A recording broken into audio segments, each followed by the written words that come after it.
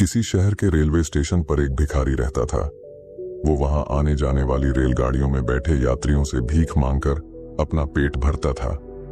एक दिन जब वह भीख मांग रहा था तो सूट बूट पहने एक लंबा सा व्यक्ति उसे दिखा।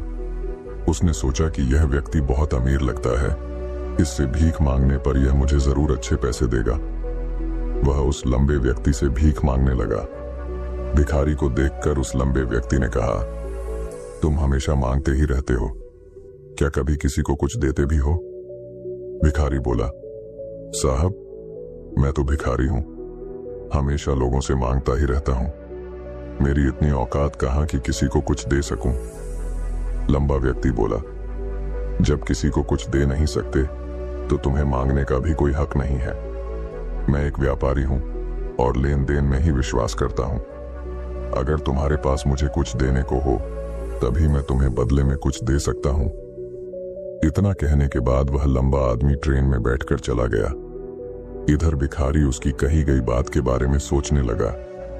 उस लंबे व्यक्ति के द्वारा कही गई बात उस भिखारी के दिल में उतर गई। वह सोचने लगा कि शायद मुझे भीख में अधिक पैसा इसीलिए नहीं मिलता क्योंकि मैं उसके बदले में किसी को कुछ दे नहीं पाता हूँ। और दोस्तों, अगर ये स्टोरी अच्छा लग रहा है और इसके जैसे स्टोरी आगे सुनने के लिए ये चैनल को सब्सक्राइब कीजिए और लाइक कीजिए और ज़्यादा से ज़्यादा जितना हो सके शेयर कीजिए। आगे इतना इससे भी ज़्यादा अच्छा क्वालिटी का स्टोरी मैं लाता रहूँगा। लेकिन मैं तो भिखारी हूँ, किसी को कुछ देने लायक भी नहीं हूँ।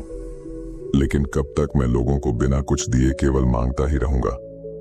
बहुत सोचने के बाद उस भिखारी ने निर्णय किया कि जो भी व्यक्ति उसे भीख देगा उसके बदले में वह भी उस व्यक्ति को कुछ जरूर देगा। लेकिन अब उसके दिमाग में यह प्रश्न चल रहा था कि वह खुद भिखारी है तो भीख के बदले में वह दूसरों को क्या दे सकता है। इस बात को सोचते हुए 2 दिन हो गए लेकिन उसे अपने प्रश्न का कोई उत्तर नहीं मिला था।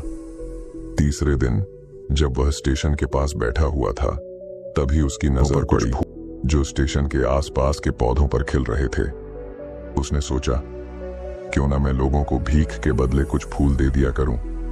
उसको अपना यह विचार अच्छा लगा और उसने वहां से कुछ फूल तोड़ लिए। अब वह ट्रेन में भीख मांगने पहुंचा। अब जब भी कोई उसे भीख देता तो उसके बदले में वह भीख देने वाले को कुछ फूल दे देता। उन फूलों को लोग खुश होकर अपने पास रख लेते थे। अब भिखारी रोज फूल तोड़ता और भीख के बदले में उन फूलों को लोगों में बांट देता था। कुछ ही दिनों में उसने महसूस किया कि अब उसे बहुत अधिक लोग भीख देने लगे हैं। वह स्टेशन के पास के सभी फूलों को तोड़ लाता था। जब तक उसके पास फूल रहते थे तब तक उसे बहुत से लोग भीख देते थे। लेकिन जब फूल बांटते बांटते खत्म हो जाते तो उसे भीख भी नहीं मिलती थी। अब रोज ऐसा ही चलता रहा। एक दिन जब वह भीख मांग रहा था तो उसने देखा कि वही लंबा व्यक्ति ट्रेन में बैठा है जिसकी वजह से उसे भीख के बदले फूल देने की प्रेरणा मिली थी। वह तुरंत उस व्यक्ति के पास पहुंच गया और भीख मांगते हुए बोला, आज मेरे पास आपको देने के लिए कुछ फूल हैं। आप मुझे भीख दीजिए तो बदले में मैं आपको कुछ फूल दूंगा। उस लंबे व्यक्ति ने उसे भीख के रूप में कुछ पैसे दे दिए और भिखारी ने कुछ फूल उसे दे दिए। उस लंबे व्यक्ति को यह बात बहुत पसंद आई। वह बोला, वाह क्या बात है, आज तुम भी मेरी तरह एक व्यापारी बन गए हो। इतना कहकर फूल लेकर वह लंबा व्यक्ति अपने स्टेशन पर उतर गया। लेकिन उस लंबे व्यक्ति द्वारा कही गई बात एक बार फिर से उस भिखारी के दिल में उतर गई। वह बार बार उस लंबे व्यक्ति के द्वारा कही गई बात के बारे में सोचने लगा और बहुत खुश होने लगा। उसकी आंखें अब चमकने लगीं। उसे लगने लगा कि अब उसके हाथ सफलता की वह चाबी लग गई है जिसके द्वारा वह अपने जीवन को बदल सकता है। वह तुरंत ट्रेन से नीचे उतरा और उत्साहित होकर बहुत तेज आवाज में ऊपर आसमान की तरफ देखकर बोला, मैं भिखारी नहीं हूं, मैं तो एक व्यापारी हूं, मैं भी अमीर बन सकता हूं। लोगों ने उसे देखा तो सोचा कि शायद यह भिखारी पागल हो गया है और अगले दिन से वह भिखारी उस स्टेशन पर फिर कभी नहीं दिखा। लेकिन 6 महीने बाद इसी स्टेशन पर 2 व्यक्ति सूट बूट पहने हुए यात्रा कर रहे थे। दोनों ने एक दूसरे को देखा तो उनमें से एक ने दूसरे से हाथ मिलाया और कहा, क्या आपने मुझे पहचाना? दूसरा व्यक्ति बोला, नहीं, क्योंकि मेरे हिसाब से हम लोग पहली बार मिल रहे हैं। पहला व्यक्ति बोला, नहीं, आप याद कीजिए, हम पहली बार नहीं बल्कि तीसरी बार मिल रहे हैं। दूसरा व्यक्ति बोला, मुझे याद नहीं, वैसे हम पहले 2 बार कब मिले थे? अब पहला व्यक्ति मुस्कुराया और बोला, हम पहले भी 2 बार इसी ट्रेन में मिले थे। मैं वही भिखारी हूं जिसको आपने पहली मुलाकात में बताया कि मुझे जीवन में क्या करना चाहिए, और दूसरी मुलाकात में बताया कि मैं वास्तव में कौन हूं। दूसरा व्यक्ति मुस्कुराया और अचंभित होते हुए बोला, ओ, याद आया, तुम वही भिखारी हो जिसे मैंने एक बार भीख देने से मना कर दिया था और दूसरी बार मैंने तुमसे कुछ फूल खरीदे थे। लेकिन आज तुम ये सूट बूट में कहां जा रहे हो और आजकल क्या कर रहे हो?